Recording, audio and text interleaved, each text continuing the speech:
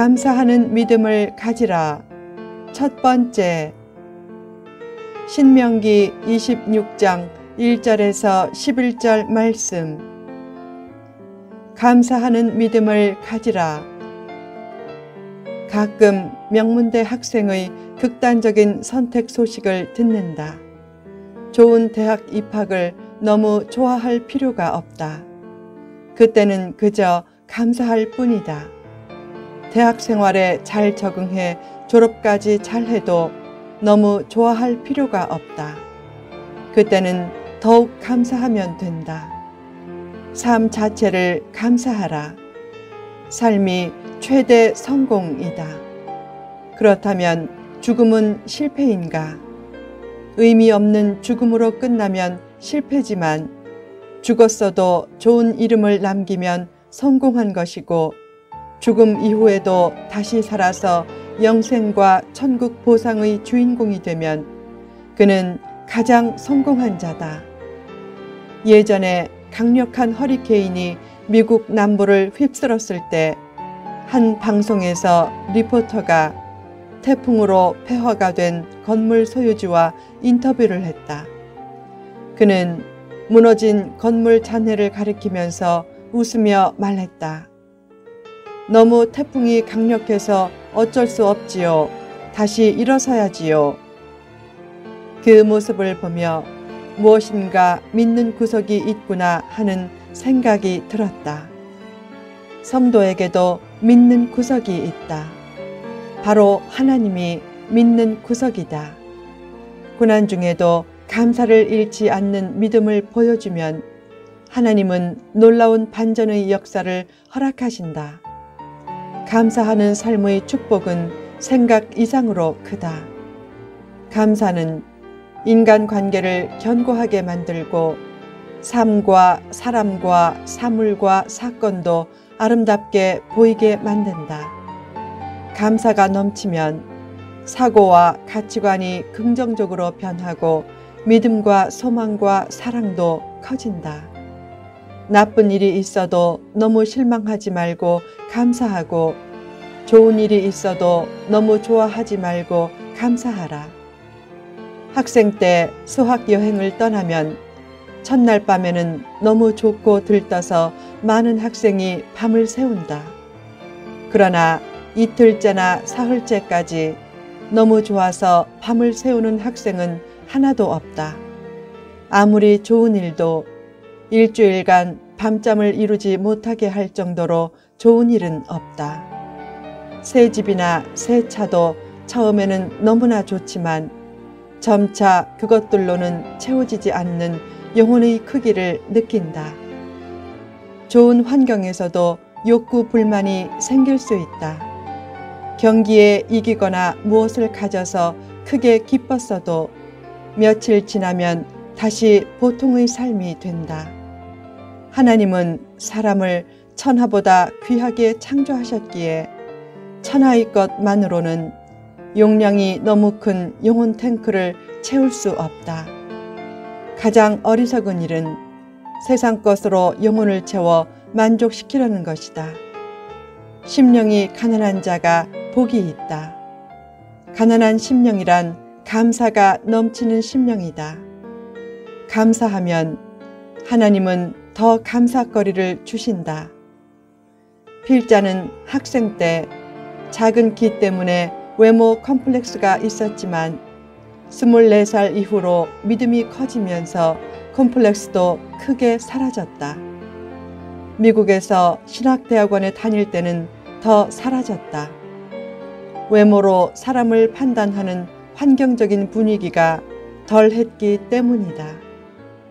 어느 날 한 백인 여학생이 필자에게 기분 좋은 2가지 말을 해주었다.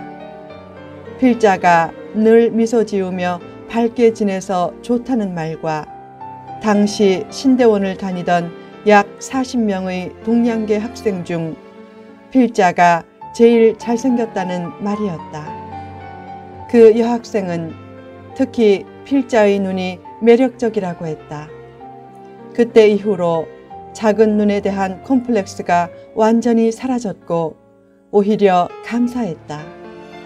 어떤 학생들은 필자의 작은 눈을 보고 와이셔츠 단추구멍 사무라이라는 별명을 붙이며 놀렸지만, 반대로 어떤 학생은 똑같은 눈을 매력있게 봐주었다. 중요한 사실은 나를 창조하고 구원하신 하나님이 좋게 봐주실 것이란 사실이다. 약점 때문에 콤플렉스에 빠지지 말라. 내가 우습게 보인다고 스스로 생각하는 것만큼 실제로 남이 그렇게 생각하지 않을 때가 많다. 내 약점을 너무 확대해서 보거나 확대해서 생각하지 말라.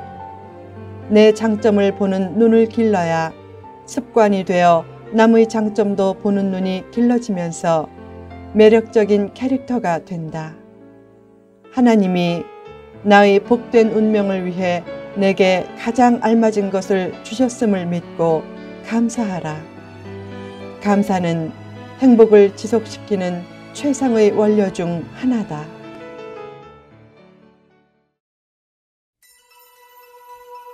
무엇을 감사해야 하는가?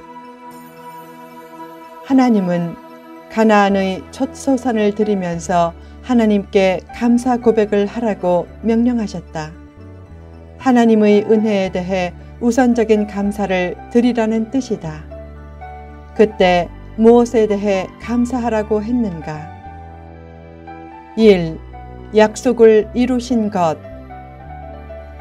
모세는 토지의 첫 소산물을 가지고 제사장에게 나아가 가나안 땅을 주겠다고 하신 약속을 이루신 것에 대해 감사하라고 했다. 왜 하나님께 감사해야 하는가? 나를 구원하시고 나를 향한 약속을 이루셨고 앞으로 이루실 것이기 때문이다. 사랑은 나를 위한 약속이 주어졌다는 객관적인 인식보다 그 약속이 이루어졌다는 주관적인 경험을 통해 깊어진다. 내가 약속의 자녀가 되기에 부족해도 나를 향한 약속을 지키시는 하나님을 생각하면 감사 고백이 저절로 나온다. 가장 복된 고백 중 하나는 하나님 감사합니다 라는 고백이다. 그런 감사 고백으로 하나님을 기쁘시게 할 때 그가 가진 비전은 하나님의 비전으로 변한다. 누군가의 언약 대상이 되는 삶처럼 복된 삶은 없다. 사람과의 약속 대상이 되어도 기쁜데 하나님과의 언약 대상이 된다면 얼마나 기쁜가. 내가 하나님의 언약 대상임을 믿으면 영혼에 만족감과 행복감이 넘치고 삶에 거룩한 유쾌함과 상쾌함과 통쾌함도 넘친다. 그것이 성령 충만한 삶이다.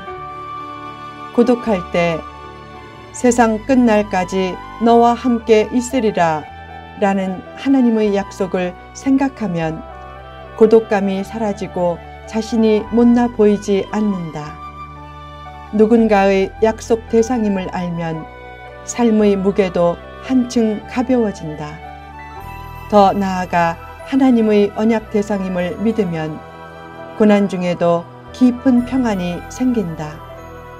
또한 사랑을 듬뿍 받은 존재로서 이웃의 고통에 의롭고 지혜롭게 공감하며 살피는 능력도 커진다. 보살핌을 받던 존재가 보살피는 존재로 변화되는 것도 큰 복이다. 내가 언약 대상임을 굳게 믿으라. 남을 깎아내며 나를 드러내기보다 남을 올려주며 나를 감추라. 그러면 하나님이 신비하게 나를 올려주신다. 나를 향한 하나님의 찬란한 계획은 지금도 계속되고 있다. 내가 진흙처럼 보잘것없어도 나를 빚어가시는 위대한 토기장이이신 하나님은 얼마든지 나를 훌륭한 작품 인생으로 만드실 수 있다. 구원받고 감사하는 내가 사람에게는 별 볼 일 없게 보여도 하나님께는 가장 사랑스럽게 보인다. 하나님의 생각은 내 생각과 다르다. 하나님은 나보다 큰 그림을 그리는 언약의 하나님이시다. 2. 기도를 들으신 것.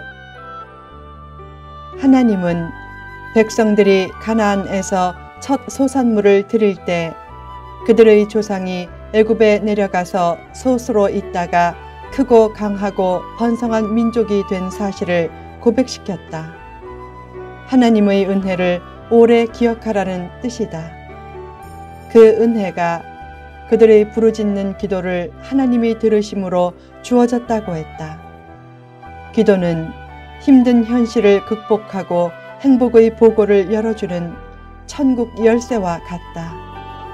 하루의 첫 시간을 기도로 시작하고 잠자리에서 감사 기도로 하루의 삶을 마무리하는 것처럼 복된 삶은 없다.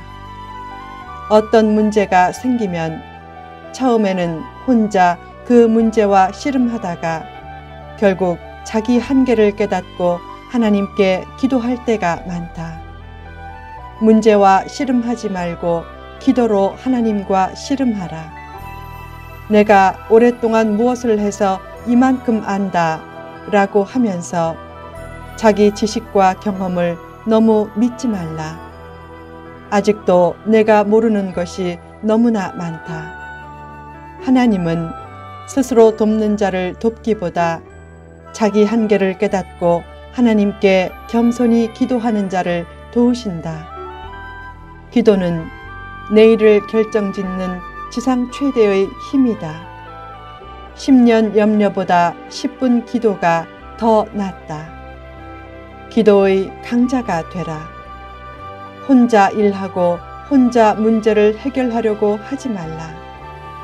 다른 해결사나 영적인 스타를 찾아 의지하지도 말라. 진실하게 기도하는 내가 해결사다. 다른 것에서는 실패해도 기도에서는 실패하지 말라. 기도하면 응답 이전에 내면에 힘이 생기고 평안과 지혜와 명철도 생긴다. 그것은 기도 응답만큼 중요하다. 기도하면 어려움을 딛고 일어설 수 있다. 기도하는 일에 실패하는 것이 문제지 범사에 감사하며 기도하면 궁극적인 실패는 없다. 후편에 계속됩니다.